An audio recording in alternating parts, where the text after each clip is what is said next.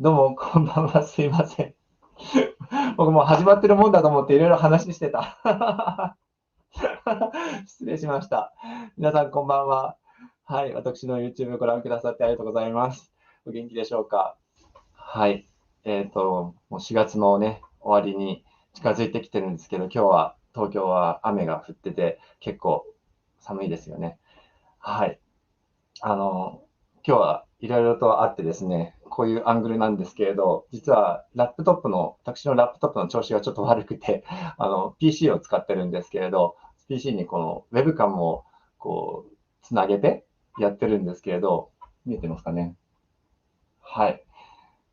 ちょっといろいろバタバタしててすいません。大丈夫かな、なんか私物がいろいろ入り込んで恥ずかしいんですけど、まあ今日はこんな感じでやりたいと思います。で、今日はレアピアノミュージック第25回に出演してくださるイリア・イーティンさんをお迎えしてのプレトークなんですけど、イリアさんは日本に在住のロシア人ピアニストで、日本語も少し話せるんですけど、こういった深い難しいトークとなると、やっぱり英語の方がいいということだったので、事前に収録をさせていただいて、それを編集して、ちゃんと日本語の字幕をつけました。それを皆さんにこの配信でお届けしようと思っておりますが、最初にまずちょっとお知らせをさせていただきますね。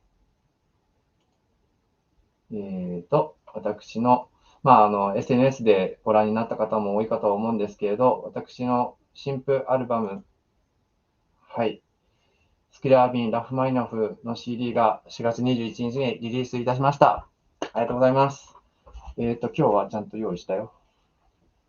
はい、こちらですね。じゃじゃん。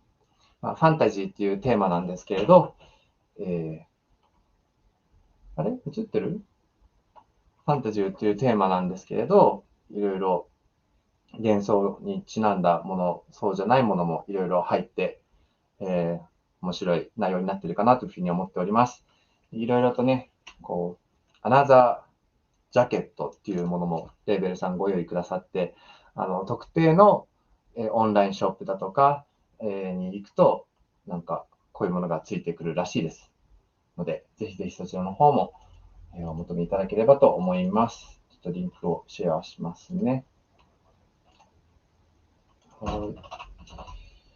で、あとは、それにちなんでっていう感じなんですけれど、月刊誌レコード芸術の5月号の方で、最新版、先取り最新版レビューの中で、私のこの CD のレビューを飯田ありささんが書いてくださいました。でご存知の方もいらっしゃるかと思うんですけれど、残念ながらこのレコード芸術、この7月で廃刊になってしまうそうなんですね。ということで、あと2号で終わってしまうということなので、非常に名残惜しいんですけれども、この貴重な、回に出させて取り上げていただけたこと、私もちゃんとお店に行って買ってきました。で今回ね、5月号はジェルジ・リゲティを特集されてて、生誕100年なんですよね。私もリゲティのエチュードとかピアノコンチェルトを弾いてきてるので、すごい興味深いなと思って読ませていただきましたので、ぜひぜひ皆さんもお手元に取っていただければと思います。プラス、コンサートですね。いろいろと5月は公演があるんですけれども、ちょっとこちらの方にまとめさせていただきました。5月に入ってからは、ラフォルジュね、音楽祭がいろいろあります。で今回私は3日間連続で4公演出させていただくので、かなり忙しくなるんですけれど、はい。122、こちらは、そうだ、販売してるんですけど、これは違う、121がリサイタルで完売してて、122、こちら私の編曲したトルコ行進曲とかあるんですけど、そちらも完売してて、こちらも完売です。この、なんだ、ルネ・マルタのロク・ドゥ・クーハート直撃コンサート。こちらでは月光とかエリゼのために弾いて。で、唯一チケットがあるのがこの6日の公演ですね。12時45分からのピアノ競争曲。こちらはまだチケットがあるそうです。で、ピアノ競争曲第2番を今回初めてオケと弾くんですけれども、念願かなってすごい私は嬉しくて、この機会に解説動画を出したいなと思っておりますので、そちらの方もぜひぜひ楽しみにしていてください。で、その後は、そう、なんかね、5月の最初はもう私の中でベートーベンモードになってるんですよ。5月8日はね、台湾フィルさんとベートーベンの合唱幻想曲、あれです。コーラルファンタジーって言われるもので、オケとピアノと合唱がついているという非常に珍しく規模の大きな、作品ですね。編成が大きな作品です。そしてその後 CD 発売記念のコンサートがいくつかあって、まずは関西の神戸で、松方ホールで5月14日、そして東京は5月24日、そして26、28は、チェロの宮田大君とデュオリサイタルが予定されております。ぜひぜひいらしてください。はい。ということで、あれなんで止まってるの？あれなんか画像が止まってません？大丈夫？私動いてるはずなんですけど、聞こえてるのかな？でも解説動画楽しみですとかいろいろ言ってくださってるから、聞こえてますよね。はい。大丈夫だと信じましょう。ということで、お待たせしました。静止画になってますよね。僕の、あれは大丈夫ですか？声は聞こえてます。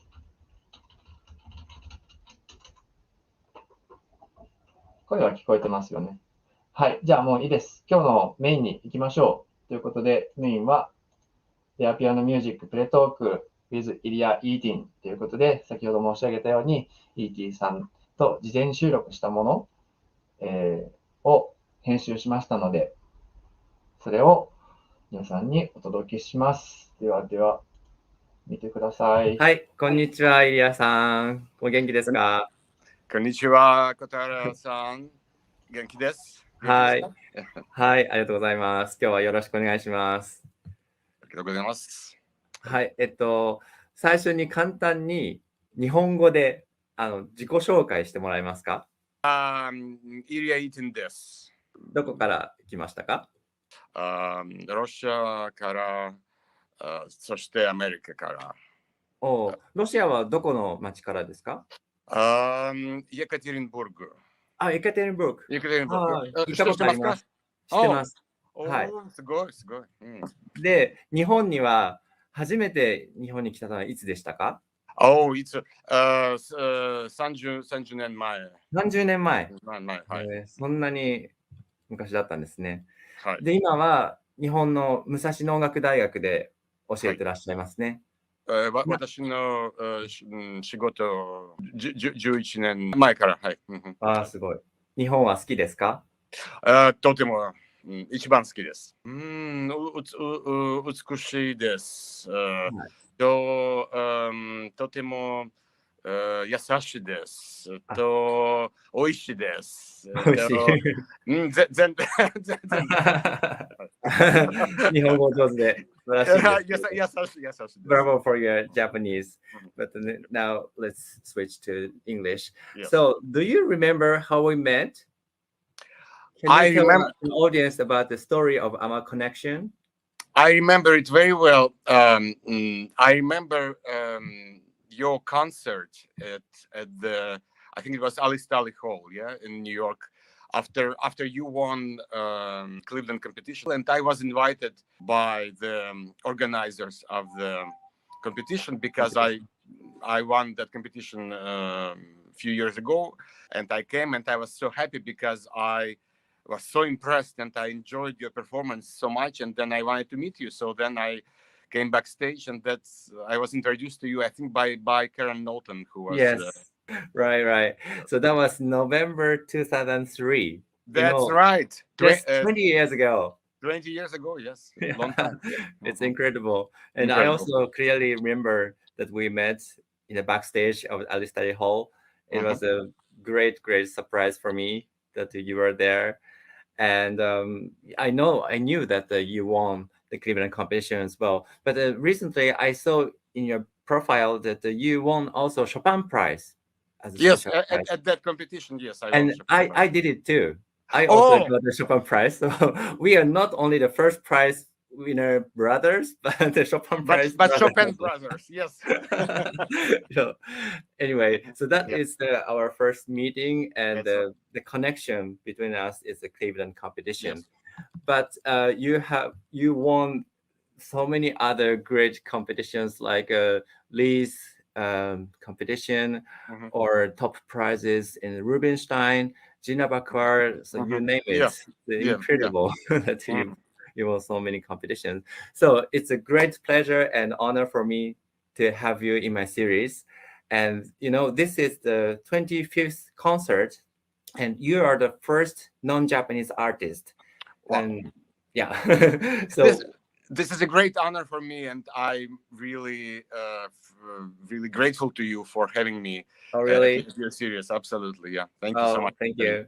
Mhm. What did you think of my project, Rare Piano Music, when I told you about it? Because this I has such a unique concept, absolutely. I think it's very much needed. I think it has a very unique quality because so often we hear same repertoire again and again at the concert stage. Not that I have something against it, because sometimes it's also interesting to hear music that we know. But I think it's important for us performers to educate and to really bring music that is not that well known to music lovers, to people who really interested right? in our art. Yes. Hmm. Yes, and then not only introducing a music by playing, but also my main purpose is really let the artists talk about it, talk about the music, and show their love, their passion to That's this also, that's of particular course is piece. also very Yeah, important. Yeah. that's why this pre-talk session is very important for me. and Yes. then through it, I learned also a lot of things. Because sometimes the artists play something that I never heard of it. So this is a really great opportunity for me to discover those rare piano music. But anyway, so I'm so glad that you participate in it. And then, so can you tell us about your program concept? How did you construct it?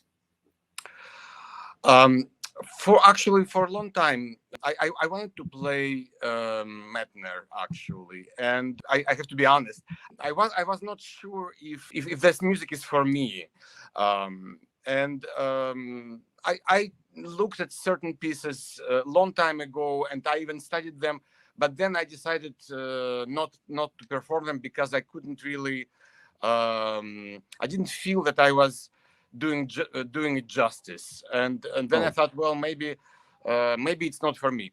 And then, finally enough, strangely enough, I started teaching some of that music, and yes. I'm sure you will understand. Sometimes when we teach, we have to really get inside of the music, and we have to explain a lot of things to the students, because when we just teach ourselves, sometimes we take things for granted, and we just do things maybe intuitively, and we don't think enough of certain things. But when I teach, I have to explain things Mhm. if I want to get some result.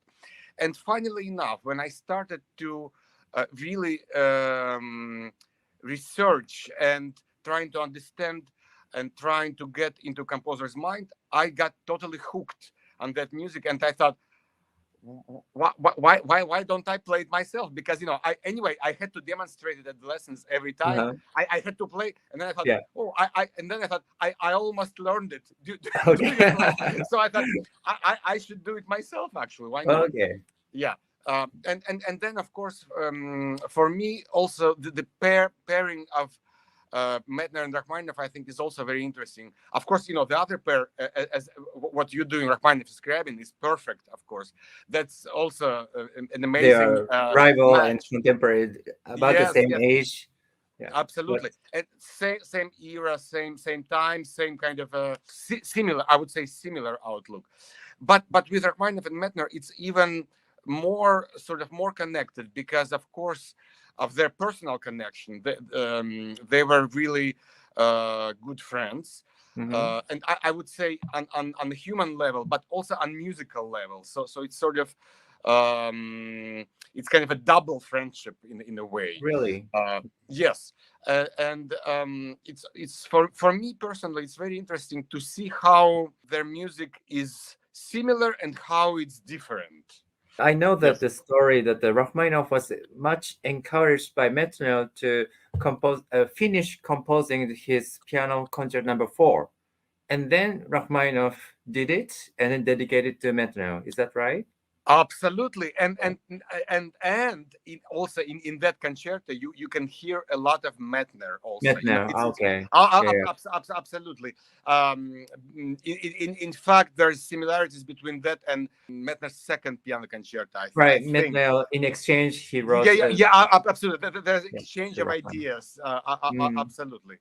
But in a way, Rachmaninoff, of course, tried to help Medtner a lot in his life, because Rachmaninoff was much more successful as an artist or as a composer or as a pianist. Yes, and Rachmaninoff was such a generous human being.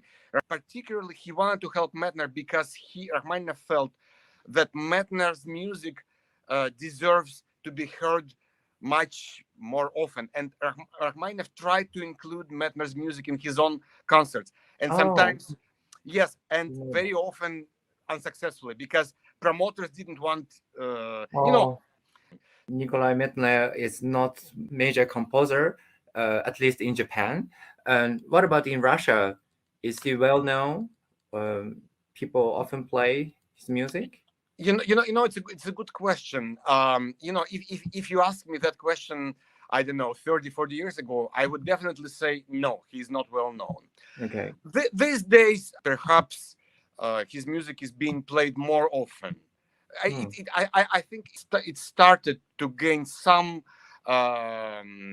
popularity, but still, I don't think you can compare it to let's say Rachmaninoff or even Scriabin, actually. And sometimes, of course, we wonder why is it like that. Sometimes, I ask that question to myself very often. You can say, okay, so this piece has a very beautiful tune, or it's very and people can catchy. Yeah, exactly, very catchy. And some other music, maybe it's not so catchy. Medtner has many beautiful pieces and absolutely gorgeous, actually. But for some reason they're not so, I would say, user friendly. Do you know what I mean? It's like I read it somewhere. I can't remember who exactly said that. Maybe one of Russian musicologists who called Medtner Russian Brahms. Brahms? Yes. If you compare Brahms music to even Chopin, or I don't know, Brahms music is complicated. It's not so easily accessible sometimes. It's very contrapuntal. It's not the emotional message maybe is not always direct. Like there's always certain ambiguity and mixed feelings. Mixed feelings, and I think it's very often the case with Medtner, actually. But for me it makes that music very fascinating. It's precisely because of that. For me, it makes that music very fascinating. It's precisely because of that. It's because of that ambiguity. But it's interesting and nice that you mentioned about Brahms, because I also feel like Medtner's music is quite close to the German music, and I read his biography. I actually want to show his so he was born in Russia in 1880. So the family Medtner had lived over 100 years in Russia before Nikolai was born, but he's a descendant of German family, right? Absolutely. This is also a very interesting phenomena in Russia, because there are actually quite a few German people or people of German descent that moved in Russia in the 18th century. But in the case of Medtner, his culture, his aesthetics is also very peculiar mix of, I would say, Russian sensibilities and German sensibilities. And because he was very much immersed and interested in German philosophy and German literature. Of course, he spoke German, obviously, and he was very much at home in German culture, absolutely. And of course, he was a wonderful pianist himself. In fact, he was considered in those days one of the best interpreters of Beethoven's music, actually. Oh, yeah. For sure, there is a recording of his Beethoven's Appassionata. There's a Medtner's recording of it. Recording, And, really? Yes. So he was a great pianist, but he composed a number of not only piano composition, but maybe main focus was piano. Yes, pieces, I would say right? so. Yeah. Mhm. Yeah, because he has written some piano concerti, Yes. but not many symphonies, I suppose. No. In fact, Chamber music, no. songs. Chamber music. Yes, he wrote chamber Yes. music, and he wrote many songs for voice and the piano. Songs. Yeah. Also very interesting. He also wrote some books. Books. I mean, not novels, but like some sort of thoughts about music. Let's put it that way. One of his most known one was a book called "The Music and The Fashion." And the Fashion. But what he meant was that he was very much against constant changing of fashion in the music, so to speak. Like for example, right now it's very in vogue to compose the music that is in this style, and that next year, oh no, this is out of fashion. So then let's compose something else. So okay. Yeah. So he was very much against that, and that's why he wrote that book. And actually, at that time, it was actually a big scandal. Because, really? Because a lot of people thought that there was something that he's a very conservative, like he doesn't, he is against new music, so to speak. Yeah. So. Yeah, he was actually contemporary to Igor Stravinsky, right? Absolutely. Who was quite, modern. And Prokofiev, of course, and Prokofiev Arnold Schoenberg, and I mean all of those people. Yeah, of course. But Nikolai Medtner, he stayed really conservative in terms of music style. He yes, in a way he did, but I tend to think that in his own way, he was also trying to develop a new language, because I still feel that he had a very distinct style of his own. In fact, I think his music actually influenced a lot of Prokofiev. Actually, if you look at early Prokofiev sonatas, like Second Sonata or Fourth, especially the Fourth Sonata, you would hear a lot of Medtner in that. Oh, really? Absolutely, wow. Absolutely. Oh. Yeah.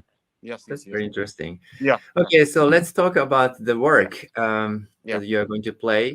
So, Forgotten Melodies, Opus 38.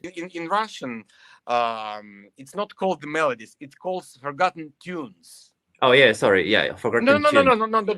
don't be sorry. We actually mentioned. You have it. I see. Yes. No. Why I think the tunes here is much more correct is because the tunes are something that is maybe not so finished, not so specific. It's just and the tunes are some of the tunes are very short. Like it could be just a motif. In fact, in Russian, that's what it's called, motifs, forgotten motifs. Okay. Yeah, exactly. Yeah. I think this idea of that cycle is absolutely genius, because Medtner, the way he composed it was that he has those several motifs that are kind of travel from one piece to the next, and sometimes you have a sense it's almost like they're time travelers. Like it's almost like they go back and forth. I know it sounds very crazy, but because they appear in some very unexpected times, and it's very clever how he constructed in a way. And some of those, of course, some of the tunes are very recognizable. Like of course, one of the main one we can immediately recognize, and we hear it a couple of times very clearly. The architecture of the whole cycle is such that when the tune that Medtner starts the whole cycle, the Sonata Reminiscenza, and the same tune is actually he puts at the end, at the last piece, which is Alla Reminiscenza, which is basically as a remembrance, it's like trying to remember. It's not even remembering, it's basically trying to remember. So the point, it's a very simple tune, and it's in a minor key, and it's sort of melancholic and sad, and at the end it's in a major key, it's in A major, and it has in the left hand there is a sort of an evocation of maybe a slow waltz, maybe, but we don't even know, but it's in 3, even though the tune itself is not in 3. Oh, okay. So it becomes very so there's a juxtaposition of two different times. Yes. And of course, when one might say, okay, so what? So what? But for me, it's almost like the time is melting. It's like you hear that tune, but at the same time, it's dressed up in a totally different way. And then it's in a major key, and then it ends up sort of triumphantly. It's like it's the ending is very big, even some bell-like sounds, almost like Rachmaninov-like in a way. So for me, it's very interesting how it transforms. So I think Sonata Reminiscenza is the most well-known piece among these 8 pieces, but I found it particularly interesting that he started with this big sonata. This is the longest work, right? That's right. So why did he do that? I thought it would be more logical to finish with a big work, but he started with the sonata, and this sonata is not so typical sonata form. Yes. Very complicated. You touched upon a very dangerous topic, because I can talk about that for long time, so please stop me. The Medtner, he was an absolute genius in the way he treated the construction of the sonata form. He in some ways he was very much traditionalist, like okay, so you have a main subject, you have a second subject, you have a connected material, you have exposition, development, and all of those things. And also you have introduction, and so in a way it's very traditional. On the other hand, if you closely analyze that, it's anything but traditional, because he does something very strange in the exposition section. Like in the classical sonata, let's say Haydn, Mozart, Beethoven, and Schubert, and Chopin actually as well, that exposition is being repeated, or that's right. Usually, of course, not always, but usually. What Medtner does, he doesn't repeat the exposition, but he repeats a section of the exposition, and at some very important point he turns it a different way. It's like it's almost like he gives us two possible chances to hear the exposition. It's like he gives us one one scenario, one script, and then he gives us, okay, and now it could develop this way as well. Okay. Which I think it's also how our memory works, because sometimes when we think about some things that happened to us in the past, sometimes we cannot help but thinking, well, what if I would do this instead, let's say, right? Right, yeah, right. What would have, in fact, I do it all the time. I think, if only I should have done this, or I didn't do it. So Medtner gives us a chance to experience that in his music. That's quite incredible, actually. But back to your question, why he put this sonata in the beginning?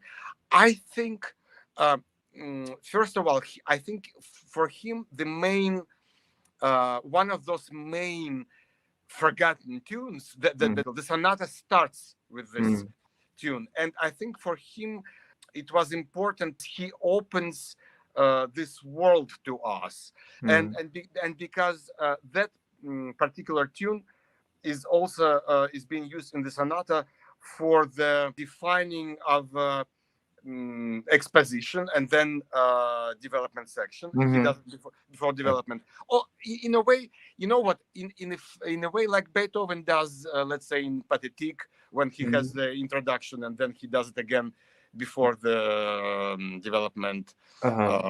That's true. Yeah, that's very unique. And maybe so you can mention about the dances that are following the sonata. Yes, those pieces they kind of follow into basically two genres. They're dances and they're canzona. Well, I guess it sounds better in Italian when you say canzona. They sound sometimes similar to Greek, Norwegian dances, or Dvorak, actually. Slovenic. So those dances are really folkloric. Folk. I wouldn't call them folkloric. I think they are just trying to. It's a sort of an evocation of a folkloric dances because I think they are too sophisticated. They're a little bit too complicated. I understand. Okay. Yeah, but sometimes I'm curious if it was intentional, because particularly in the Danza, in the first one, Danza graziosa.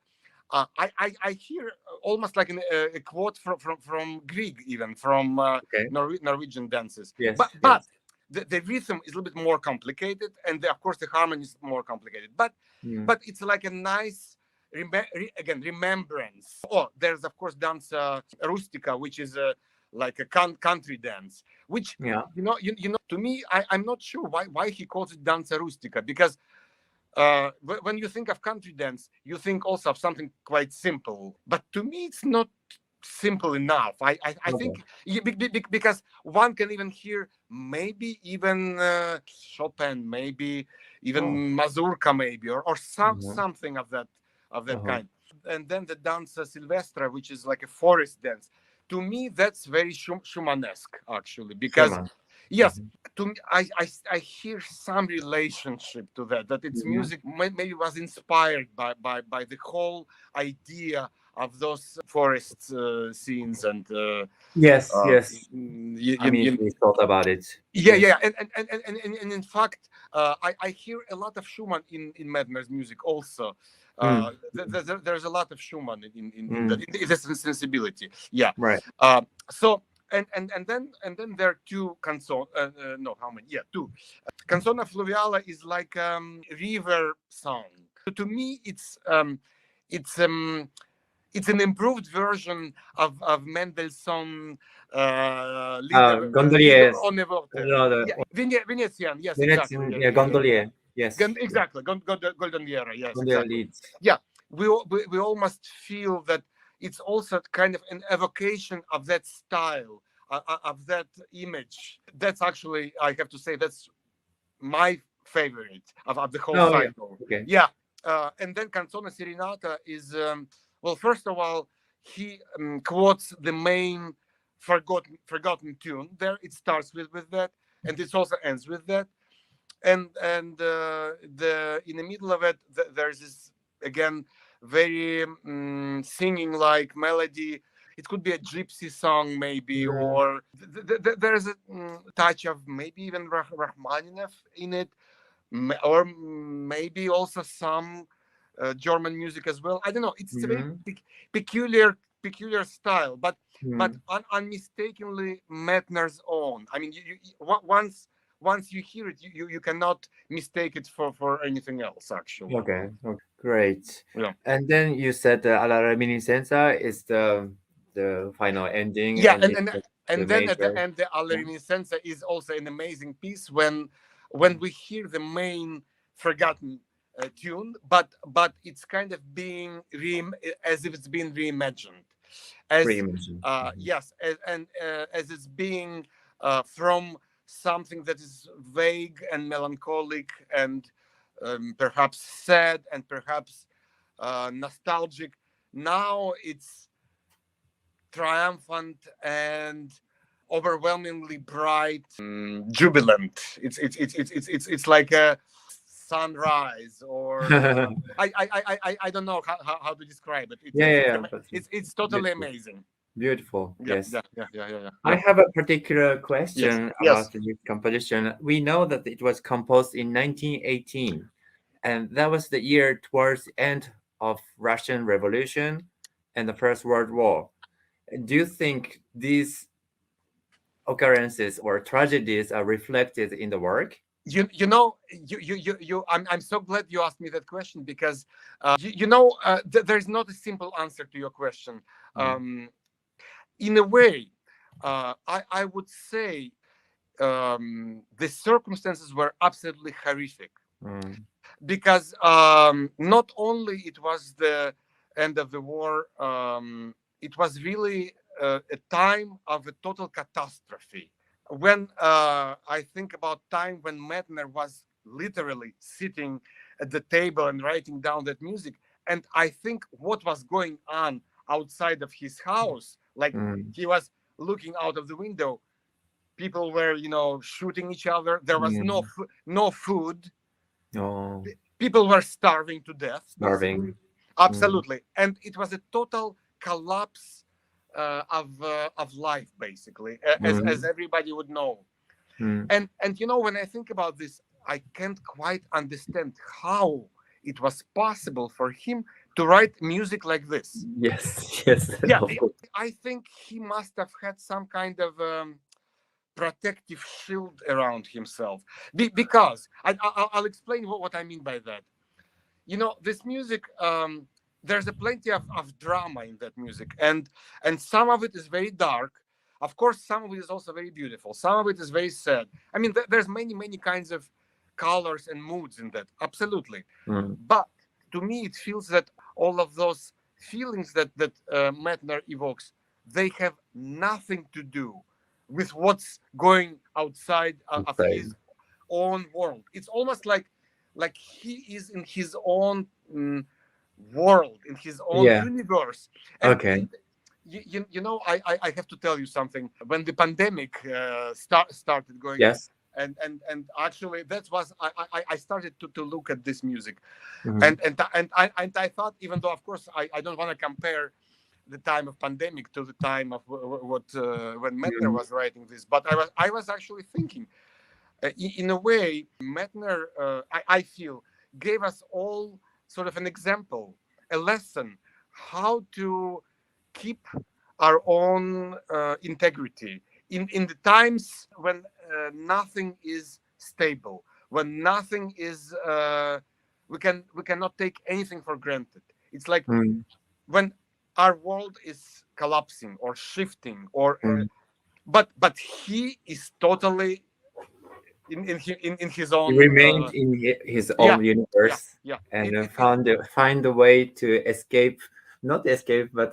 get away from the reality. Not only escape from reality, but create his own reality. Okay. Well, I think we've talked enough for the Medtner. Thank you very much. And let's talk about the Rachmaninov then. Yes. Do you think there are some characteristics of music style in his songs? Well, of course, again, I can talk about Rachmaninoff forever, and sometimes of course, I play. I wouldn't say everything, but almost everything that Rachmaninoff written for piano, and of course, I love every note that Rachmaninoff has ever composed. But sometimes I feel very jealous, actually, of the singers who have a chance to perform those songs. Oh, okay. Because some of the best music that Rachmaninoff ever composed is written not for the piano, but it's written for the voice. Oh, really? Absolutely. I know you probably think, are you crazy? I'm crazy. Yeah, I was thinking that. No, because it's very strange to hear that from the pianist, especially because, of course, everybody thinks Rachmaninoff is a pianist composer, right? Yeah, right. But actually, in my opinion, one of the best works that Rachmaninoff ever wrote is not for the piano. It's actually for the choir, for the chorus. Oh yeah. It's a night vigil. It's Vespers, which is written for the chorus.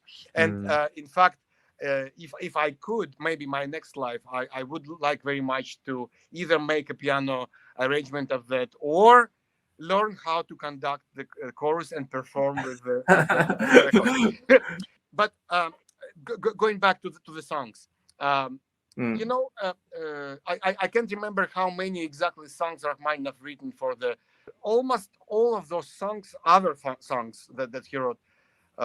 They all have an amazing piano part in them, and in fact, some of them. I hope that my friends singers don't get offended by what I'm about to say. So I'll say it in secret. Okay.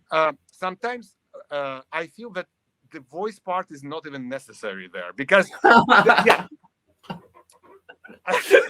I thought you were gonna say the piano part is better than songs. Well, yeah. You even think that voice part is not necessary. Yeah, well, I mean, it's almost the same. I mean, of course, that's also a joke. But actually, no. What I mean is that it's very interesting how he incorporates the vocal part into the piano texture.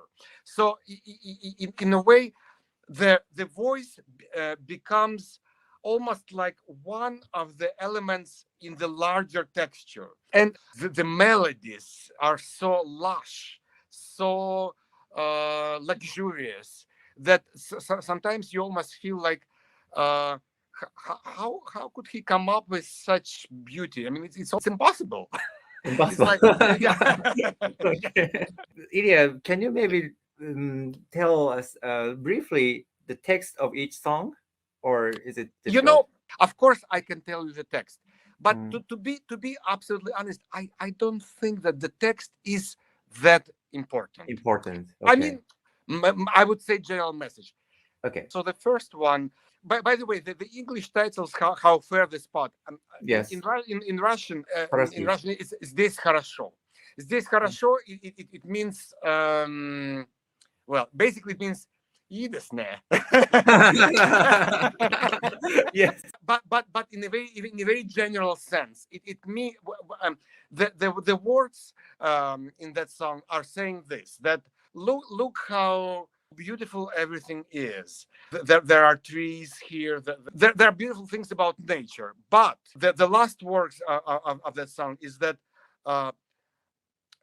it's beautiful here because there is nobody here but only God. Well, it's not the God, but it's implied that it's there's a presence of something, of a deity and yourself. Okay. Wow. And that's why it's so beautiful.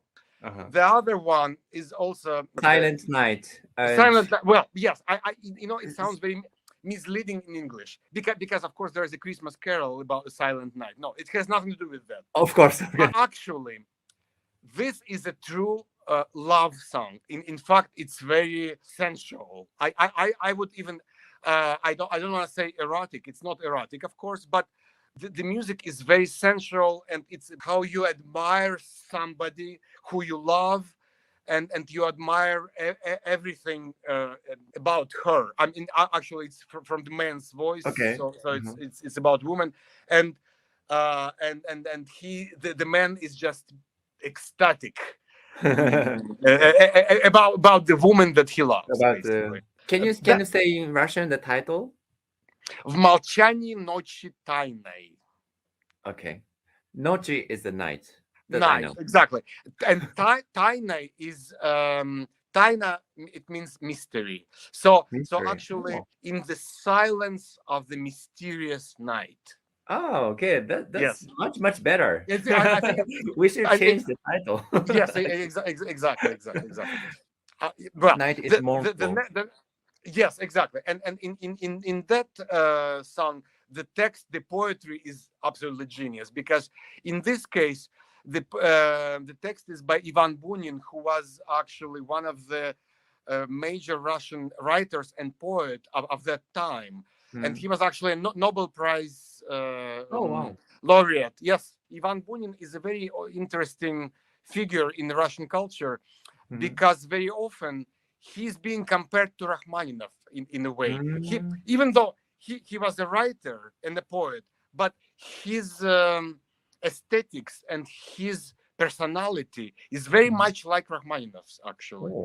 And if any of you of our audience, if you ever want to understand or get to know more about Rachmaninov, read some Ivan Bunin. Then you will know.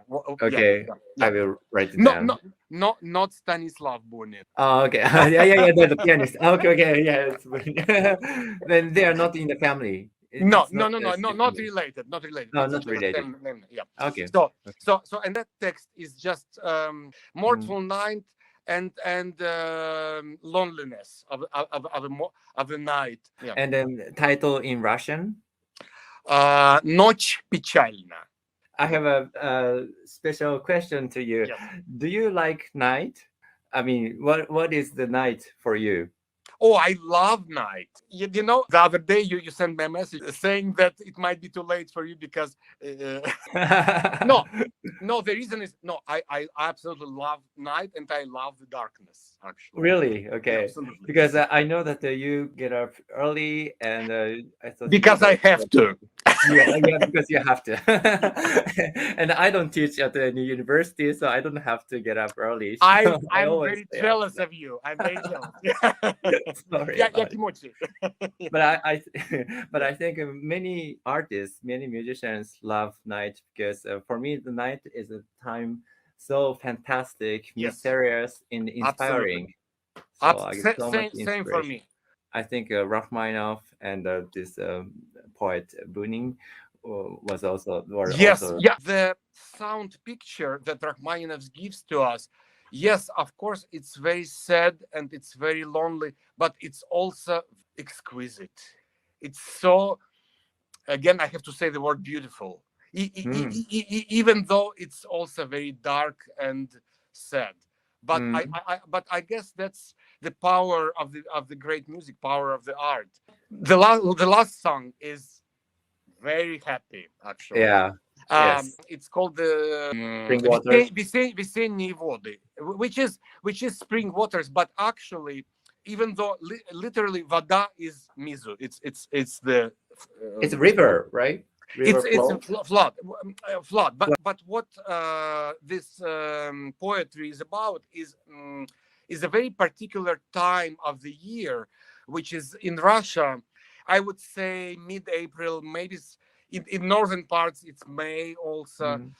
It's when the frozen ice and all the rivers starts to break, and then you start to hear the breaking of the ice, and the water starts to flow, and we start to feel that the spring is coming. There's a life ahead of us, because of course the Russian winters are very long and depressing, and it's very dark and it's very cold. But now, wow, we have another chance. maybe after all we'll live again. Okay. Sometimes in English they translate it spring floods. Also, I also want to say that very often it's, of course, it's true with any music. Those images of nature sometimes also correspond with how we feel. It's not, of course, ultimately it's not about the water. It's about us, basically. So, and especially with Rachmaninoff, I think it's all about giving ourselves another chance to live, another chance to love, another chance for happiness, basically. Okay.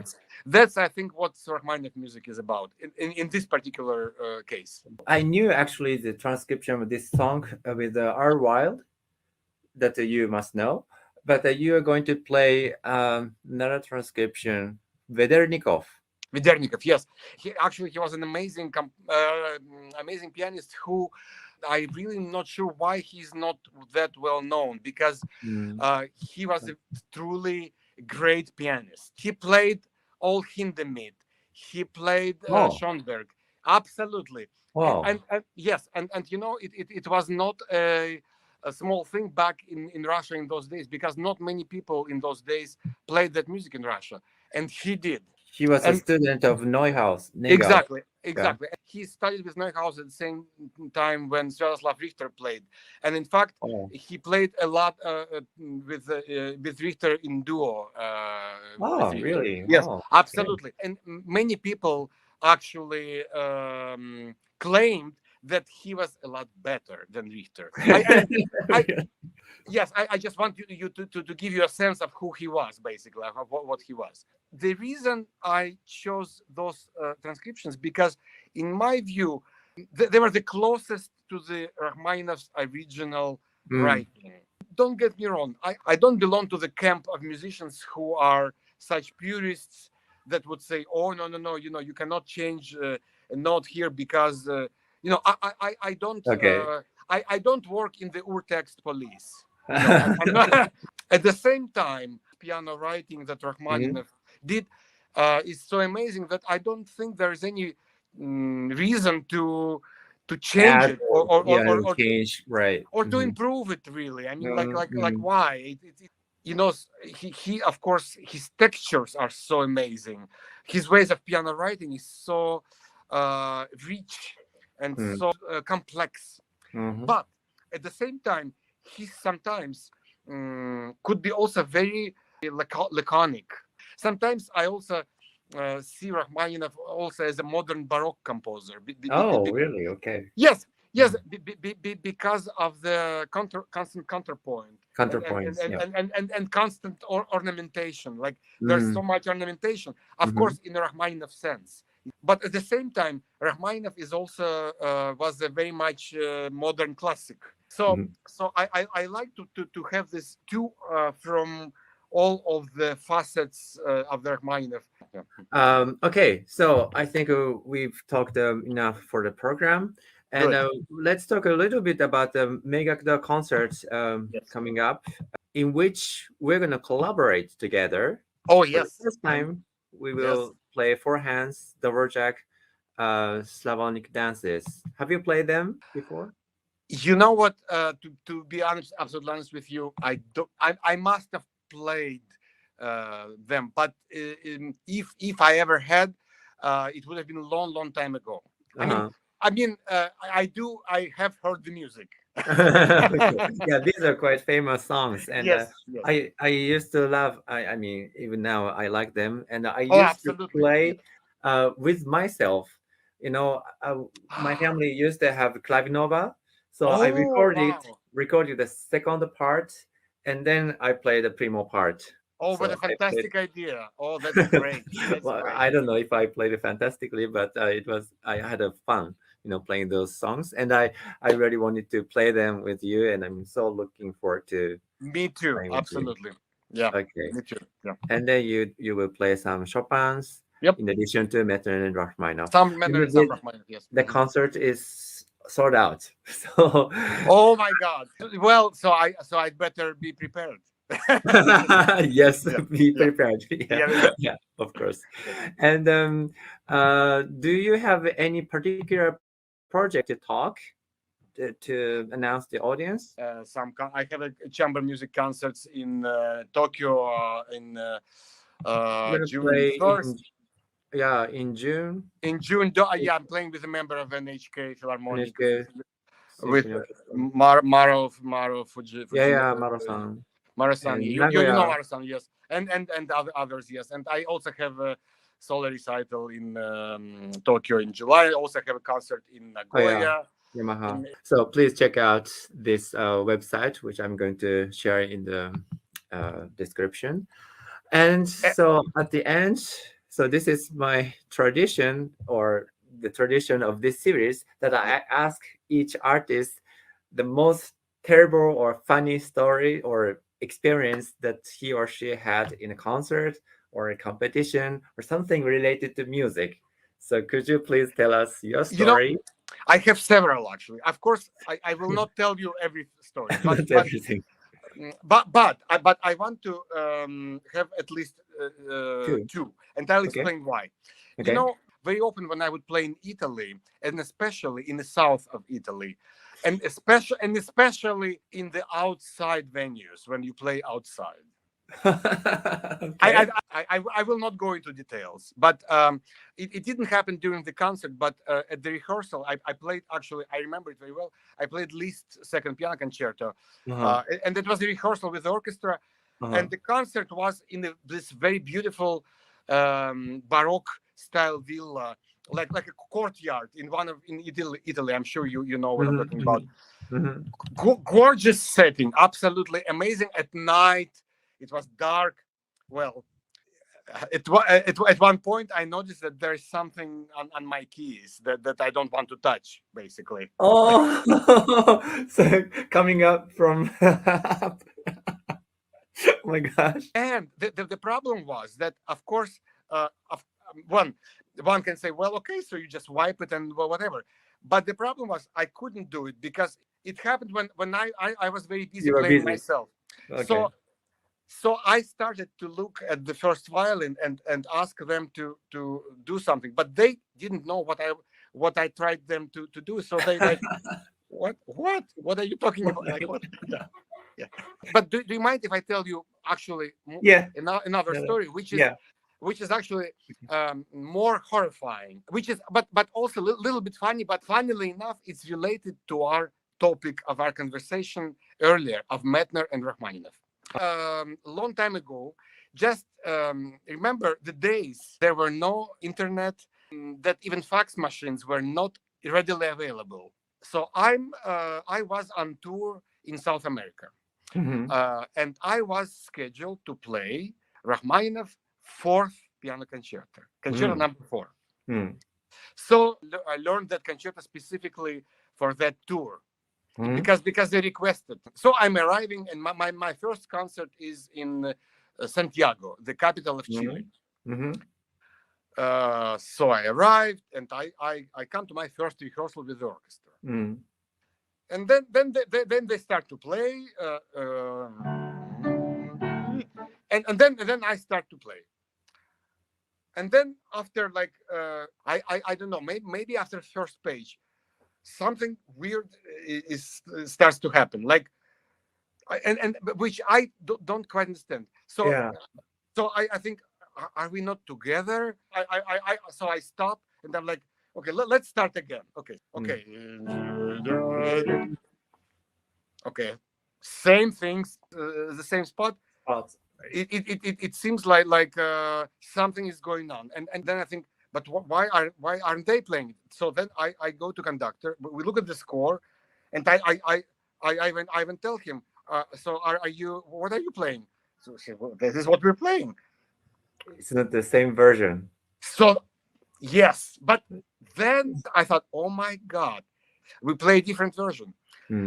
Then I realized that there are actually 3 versions, as I know now, of course. But the concert is like, I can't remember, it was next day or next something. Next day, yeah. So what did you do? No, actually, there was maybe, we had another day, I think. Yeah. So okay, of course, if it were now, I don't think it would have been a big problem because we would go to the internet and just download. Yeah. Uh-huh. Well, We had to get the score for you. Yeah. For yes. the orchestra. Okay, That's yes. cool. We tried to get it from, because actually there was a way to get the score from. I can't remember. I remember exactly whether it was some library in UK, in London, in Oxford, maybe. It was even possible to make a copy of that and like a FedEx it like next day. So they were willing to do it actually, but still you would have to. But the parts, the orchestra parts, they couldn't do that because for that there was not enough time. So then somebody said, well, but maybe we can do it ourselves. And so I had this crazy idea, which was absolutely, of course, crazy. I thought, let's do the copies of the score and then let's cut. And then let's glue it to the. Can you imagine? But, okay, well, but it didn't work because it was just it was not possible. So the concert is tomorrow, and we just couldn't cancel it because already we had to play it. So they asked me, so what can you play instead? So I said, okay, I can play Paganini Rhapsody. I said, no, we cannot do Paganini Rhapsody because somebody else just played it.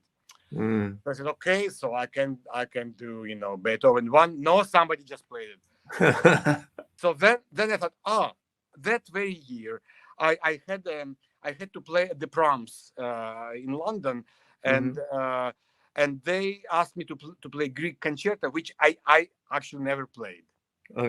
Believe it or not. Oh yeah.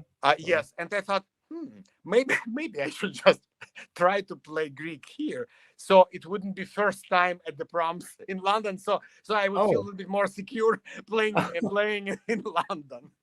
So you were practicing Greek at the time?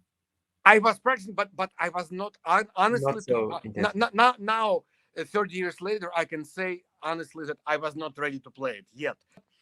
I was again very young and very arrogant, and I thought, I can learn it. It's no big deal. I mean, it was not polished yet. Let's put it that way. Okay. And a lot of spots in there were sort of like I was kind of guessing, basically. But you play with the score, or did you play by memory? Well, I tried to play by memory. I tried. Wow. I tried. I mean, I wouldn't say that it was a great success. I mean, it was not a disaster either. I mean, it was okay. It was decent. But anyway, the time that when you got to know that they were playing the different version, I can't imagine how horrified you are. Absolutely horrified. Absolutely. Yeah. Very good. Very good. Thank you very much for thank you so much for your time and sharing your thoughts. Okay, great. Take care, and I wish you good luck for the upcoming concerts. Thank you so much, and we'll see you soon. Yeah. はい、ということでした。やっぱり静止画のままだ。どうしましょうね。もうしょうがない。なんかもっといい顔したときに静止画になってほしかったんですけれど、もうこれはしょうがないです。はい、ということで、ご覧くださりありがとうございました。もうイリアさんね、この倍ぐらい話してくださったんですよ。でも、ちょっと長すぎるなと思ったので、半分ぐらいにカットしたんですけれど、でも、RPM に向けてのお話、すごい興味深い話があったので、5月19日ですね、金曜日の夜10時からの彼の配信演奏会をぜひお楽しみいただければと思います。はい。ということで、今日はこんな静止画の状態なんですけれど、この辺りで皆さんとお別れしたいと思います。どうもありがとうございました。おやすみなさい。失礼します。